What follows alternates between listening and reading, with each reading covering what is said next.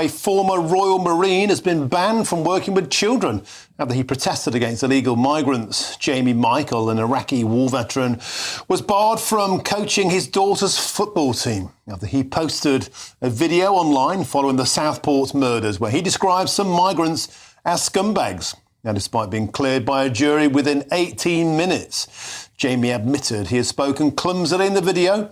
A local safeguarding board ruled that Mr. Michael as unsuitable to work with youngsters. This important interruption is brought to you by ExpressVPN. Protect your money and your identity. Click the link in the description or scan the QR code here to get ExpressVPN right now and save up to 73% on annual plans today. Right, let's get back into it. I'm now joined by the man himself, the former Royal Marine, Jamie Michael. Jamie, welcome to the show. I'm delighted to have you on. I've been trying to get hold of you all day. You're the man of the moment.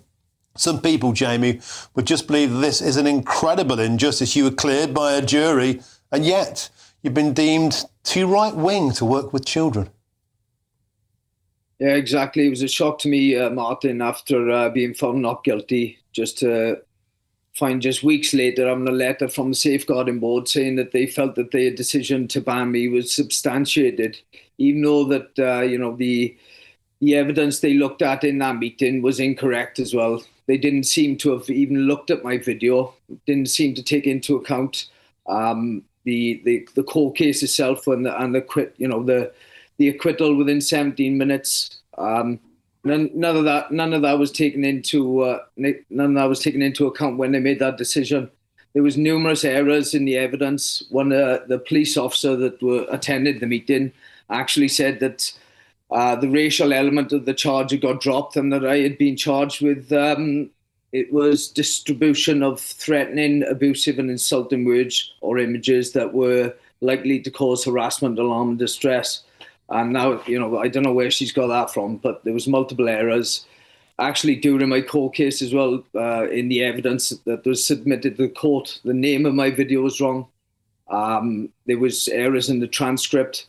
And for my first two solicitors, the video wouldn't even work. The video was unworkable. It was just buffering on this portal where they post the evidence. Jamie, you've admitted that your words were clumsy. You've expressed regret for some of the things you said. But here's the point. You're not allowed to even coach your daughter in her football team. And as I understand it, we had Lord Toby Young on the show earlier on, the director of the Free Speech Union. He's helping you to take your case to court now. I mean, how can you get to a situation where you're not even allowed to be on a football pitch with your own daughter? Exactly, and they actually said that I was still allowed to come and watch my daughter training, but my behaviour would be monitored on the side of the field. And I just thought that was absolutely ridiculous. I've been coaching there for 3 years.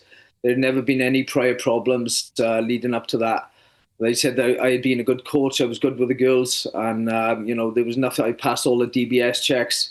There was nothing, and even in the panel meeting that decided that I wasn't suitable anymore to coach children. All the coaches that knew me there all said good things about me and never once said that it was a problem with myself. Jamie, do you believe that we're in a country now where you were acquitted by a jury? You were acquitted very quickly, and yet the authorities seem to have still taken the position that you're guilty? Yeah, well, I think, the establishment didn't like my decision because it proves that if you put someone like myself in front of a jury, you're likely to get that not guilty verdict. And now they're just trying to punish me in other ways, just through the safeguarding board. It's taken a lot away from me, taking the opportunity for me to be in football with my daughter. I've got another daughter that will be coming through soon, and she'll want to be playing football. And that's taken that away from me. And, I put a lot into football myself. I've been an ex kind of semi-professional footballer.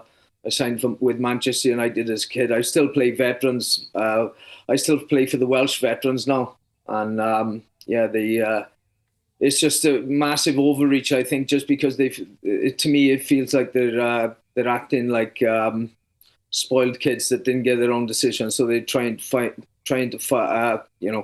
punish me in other ways.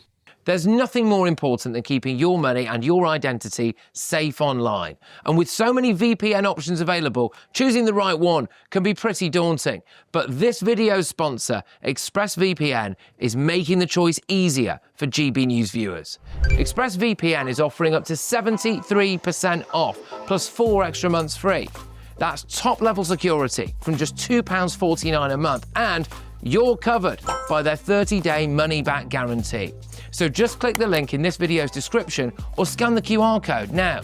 Remember, when you're online, you are often sharing personal data, so hackers can steal your information, your passwords, your photos, and your bank details in just seconds. But ExpressVPN encrypts your connection, making it virtually impossible for hackers to access your personal information.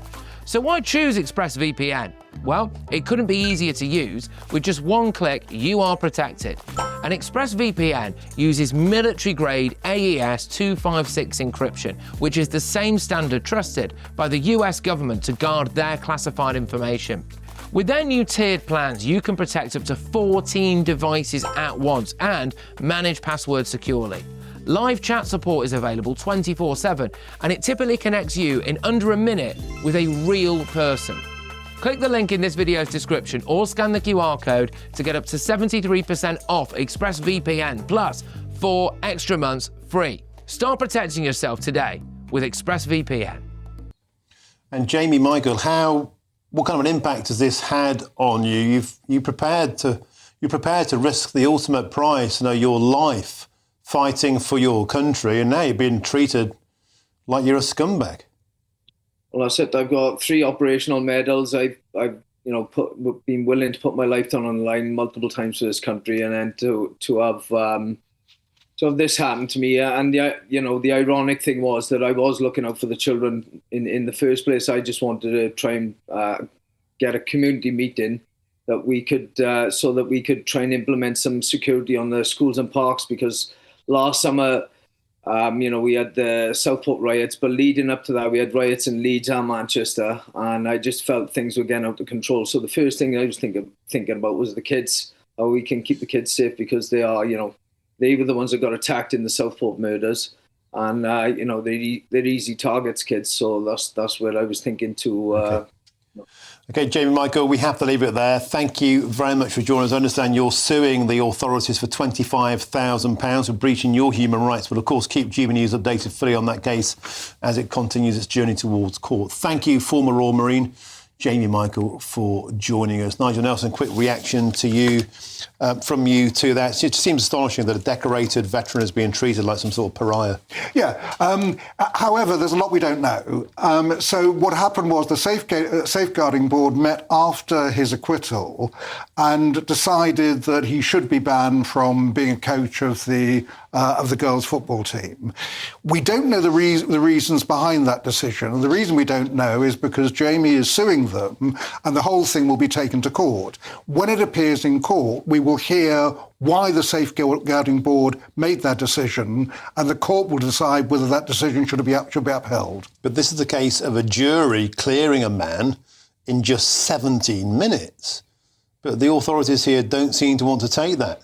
No. As a fait accompli. They seem to feel like they know better. But this is the point I'm making about we don't know what happened at that second hearing at the Safeguarding Board, why they took that decision, whether it was purely based on what Jamie had actually said previously, or whether there are other reasons. We will find out when it gets to court. Lord Toby Young was on my show earlier on between 3 and 6, and he said that there are at least 12 similar cases. There's a feeling that people are being punished by the authorities for having the wrong kind of opinions, the right-wing kind of opinions. Well, I mean, nobody should be punished for their political opinions unless they're incredibly extreme. If they are promoting neo-Nazism or preaching a communist revolution, those are the kind of things that I think would bar you from being with children. No, your political opinions shouldn't come into it. But the point I'm making here is we don't don't know why that decision was taken by the Safeguarding Board. It's not the first time this has happened, and it won't be the last time. We don't know there's other cases either. We don't know what's behind those other cases. Until we know the full facts, you can't decide whether a Safeguarding Board has taken the right decision or the wrong decision. Back in 2012, UKIP voters who were foster parents had their children taken away from them because they had the wrong kind of opinions. This isn't the first time, and it won't be the last. No, but again, there are other reasons why these things happen. To actually simply say, oh, it happened for this particular reason, we don't know that. And certainly we don't know that in this case. And the same thing applies to those previous cases. OK, Nigel Nelson, thank you very much. Now, a spokesman for the Safeguarding Board told GB News this. The Safeguarding Board and its multi-agency partners take its responsibilities very seriously. It'd be inappropriate for the board or its partners to comment any further at this time. Thanks to Nigel.